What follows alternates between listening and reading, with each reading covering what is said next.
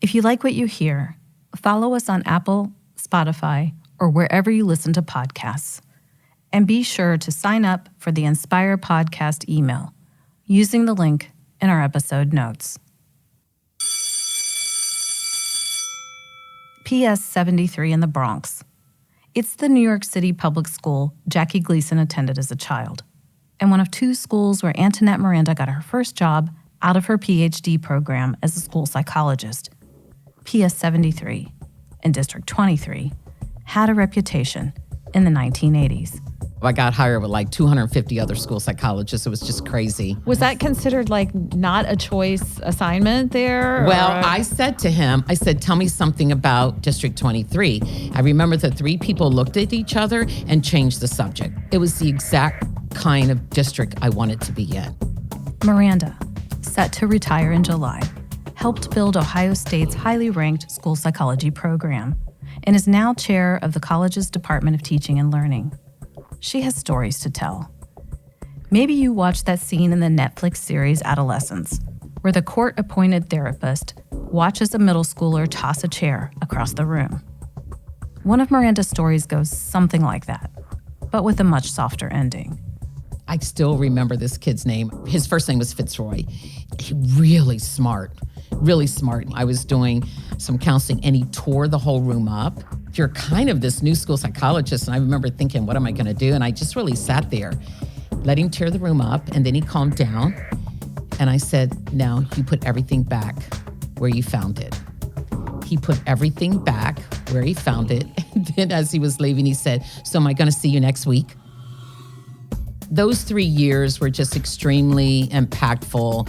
And I just really took away a lot of lessons that really have carried me throughout my career.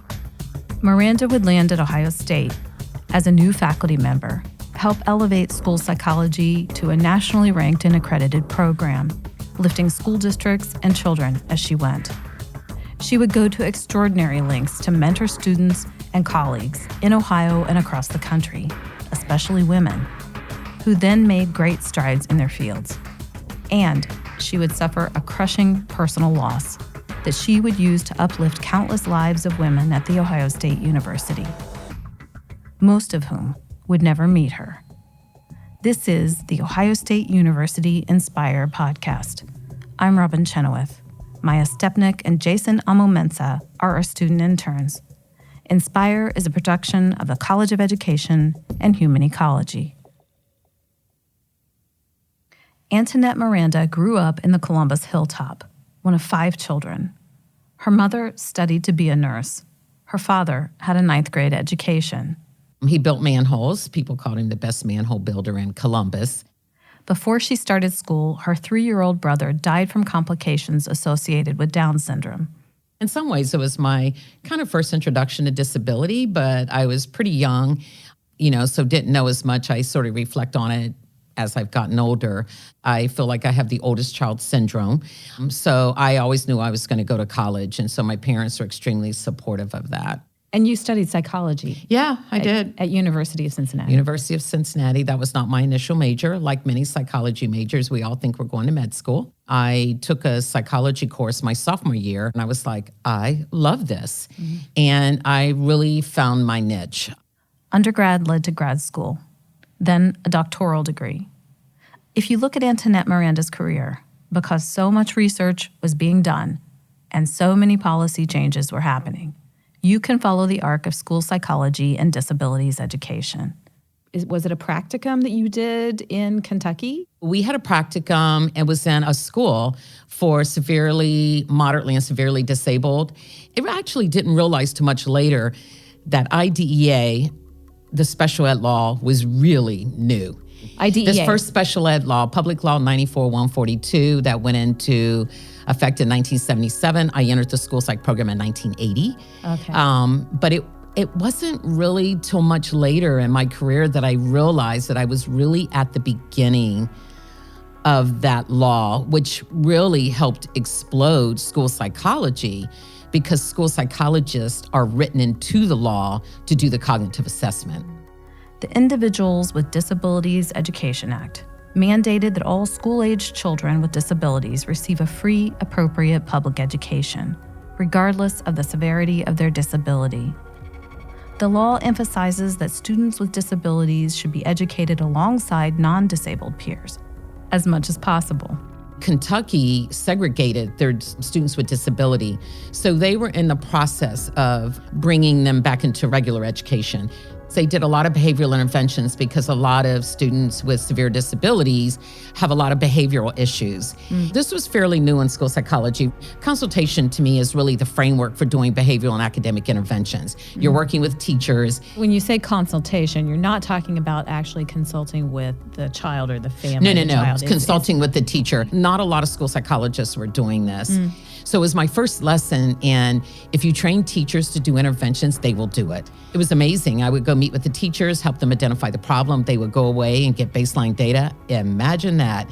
Come back with baseline data. We would develop the intervention, and then they would go back and implement the intervention and take data on it, and we could see if it worked. And so for me, that was a profound experience because I ended up doing a lot of consultation with school districts around response to intervention, PBIS, positive behavior intervention support, that required this, what they called this consultation framework. I was able to see in my first job that it works. It became a staple in the school psychology curriculum. From there, did you end up going to New York? Yeah, so my fiance, who became my husband, was a diehard New Yorker. I knew I was going to New York. And so I moved there. I hadn't finished my dissertation, but I moved there and got a job. The District 23 job. I wanted to be in a district where I was going to work with kids that may be in poverty, that were culturally diverse. Little did I know the whole district was in poverty. We were doing socially just work before we knew that's what it was called. And it was interesting because all of my workers were minoritized. So I worked with a Puerto Rican education evaluator, an African-American social worker, an African-American, actually, she's originally from Jamaica, speech therapist. And we really looked at the whole child, and we looked at, if we're going to identify them in special ed, where can we put them that they will grow the most? When I reflect on it, I was just really lucky that I had folks that didn't want to just test in place, but looking at, we're going to test them, but we're going to look at what's really the issue. Let's look at their family life. Let's look at where they can be most supported. And I think that was also a foundation that really also helped me as I start thinking about education and what is best for children, because I was blessed to be able to work with an amazing team at both schools. You also wrote, though, that a lot of children were being put into special education who shouldn't have been in special education. Tell me some about that. Yeah, and I can kind of understand that. You remember, this is at the height of Public Law 94-142. And I think this is true regardless of whether it was in New York or anywhere. People believed that only way I can get a kid help is to put them in special ed. The problem is kids never got out of special ed. The case that stands out to me was a kid that got into special ed because of speech language when he was 3 or 4, and he stayed in special ed. And the speech therapist started giving him spelling tests, like 10 words, and he was able to spell them. We were like, we don't think he has an intellectual disability. And we weren't really certain he had a specific learning disability. And so this is what I talk about, our socially just practice. So we found a teacher. We said, we want you to take this kid and we want you to mainstream him for the whole day. And she goes, yeah, I'll take him. She goes, and I am going to make him the top kid. He mainstreamed all year, and we would check in with her. He was actually doing better than some of her kids in her classroom, because here's what we recognize: he will never get out of special ed if he doesn't have access to the regular curriculum. Now, when I think about that, that became something years later, 20-some years later, where we started to recognize that.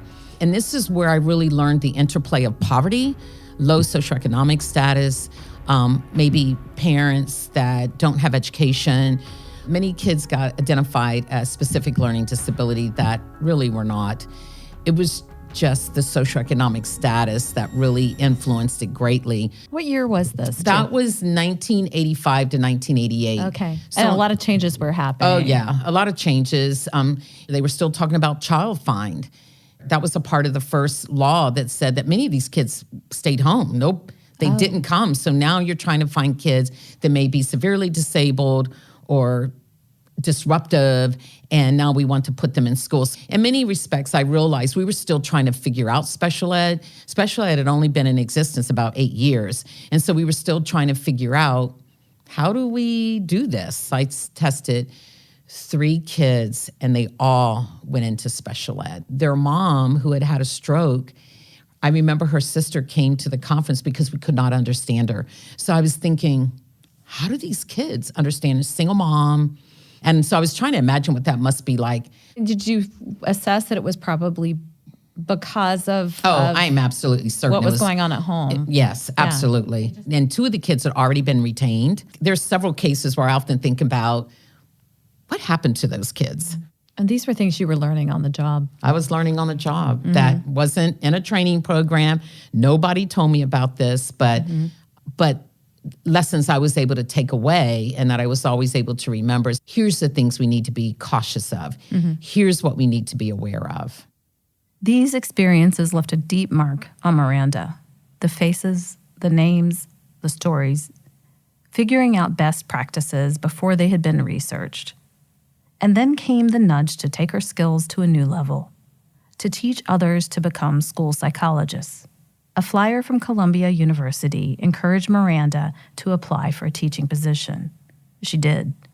But at a National Association of School Psychologists conference, someone from Ohio State said a position was opening in Ohio State's school psychology program.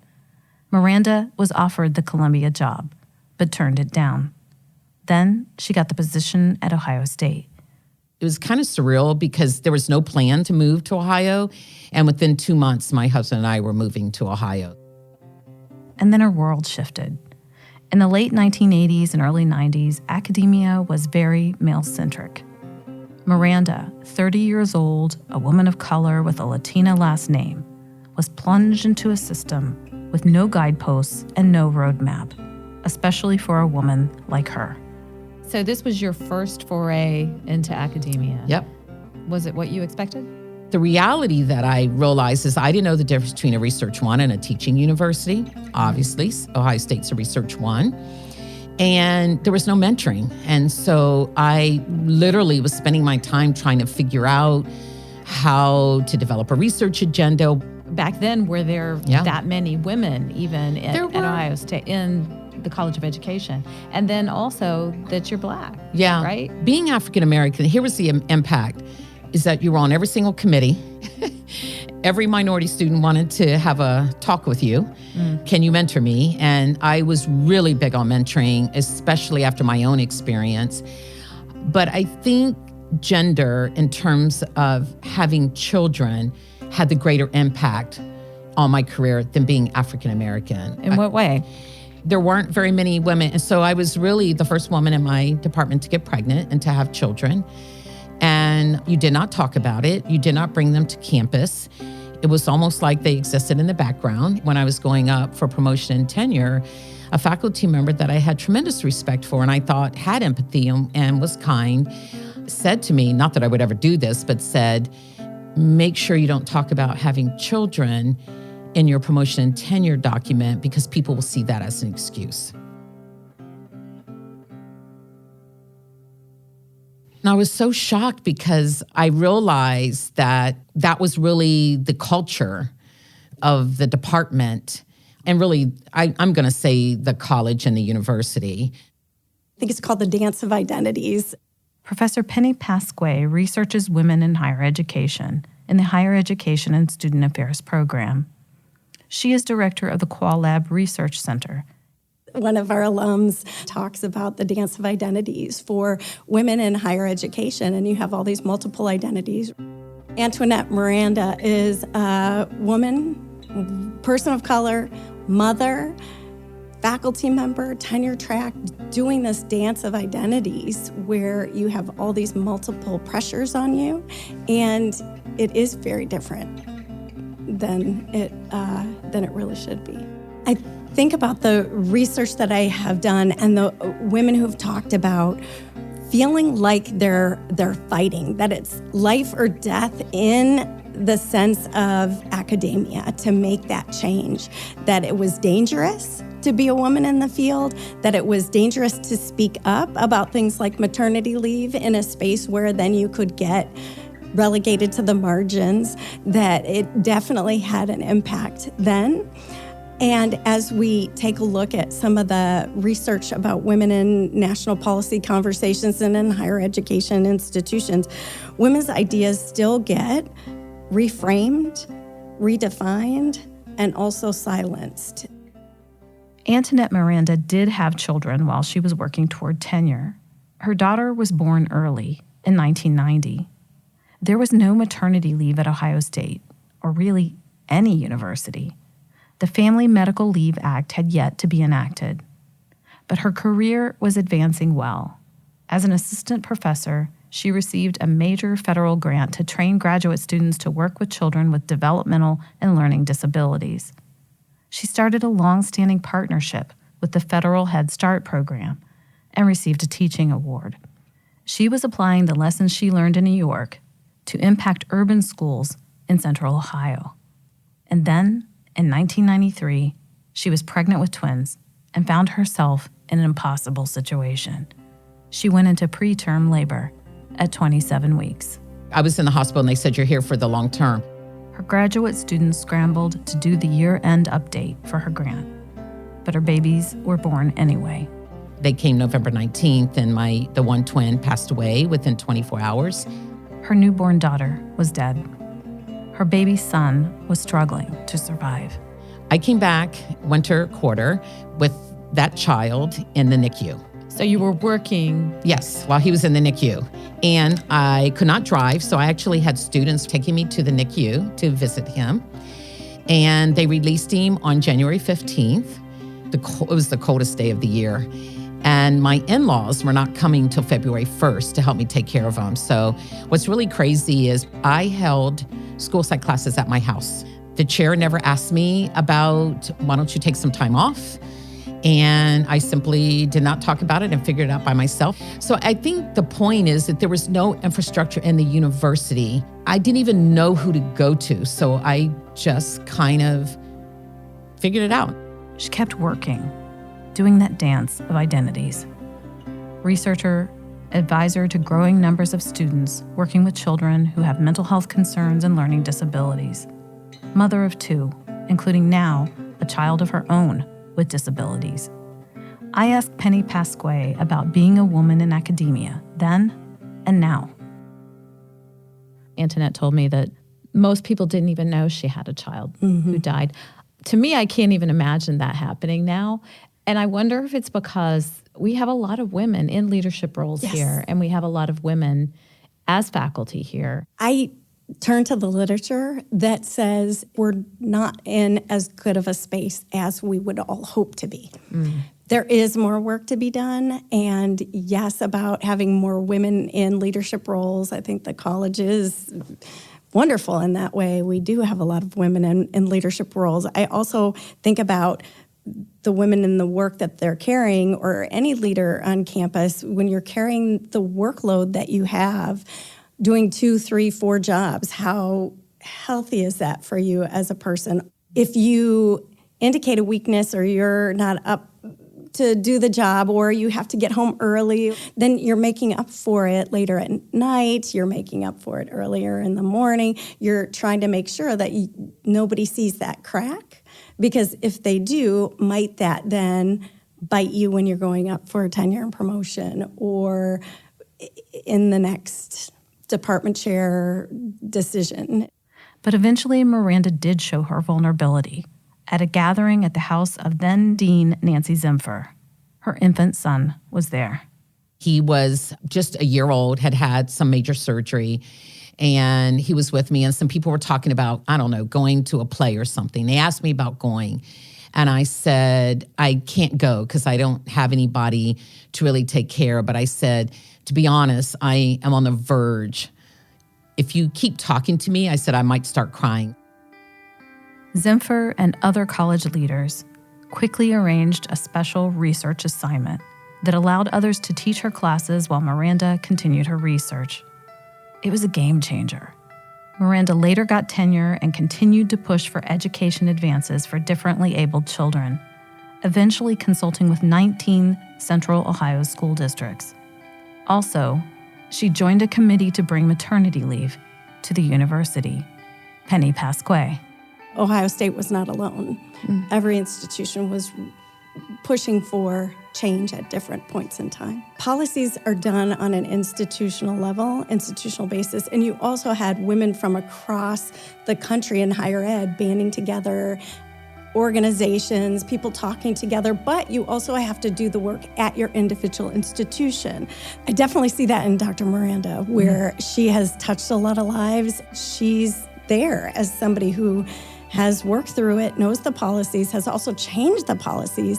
To your point, Robin, I think about how many people at this university have taken advantage of the maternity leave.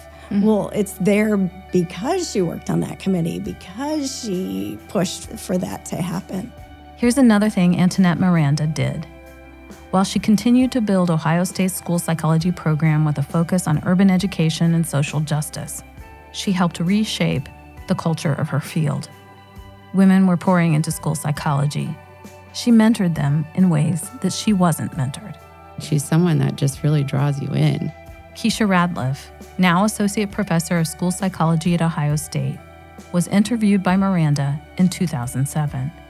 She's such a giving person, kind, caring. She drove me around, showed me places, and talked with me and hosted me. And I also was like, wow, she's a Black woman and she's a professor at OSU. And it was huge to me. Her continual focus to integrate it in whatever she's doing is really in relation to diversity, cultural diversity. So whether that's students of color, students who identify with the LGBTQ plus community, students who are first generation, she's an advocate and supports and lifts those individuals up, and she mentors those individuals. We see all the things she's doing, and those are all things that she's passionate about, which is why she continues to do it. And I took a Greyhound bus from Binghamton to Ohio State, to Columbus. PhD graduate Desiree Vega, now Associate Professor at University of Arizona. Dr. Miranda really took me under her wing as if like I was her kid. And I felt like she felt like some personal responsibility to make sure that I felt like Columbus would be home, that the program would be home, that I would stay, I would be successful in the program. She would invite us to her house to do her research team meetings.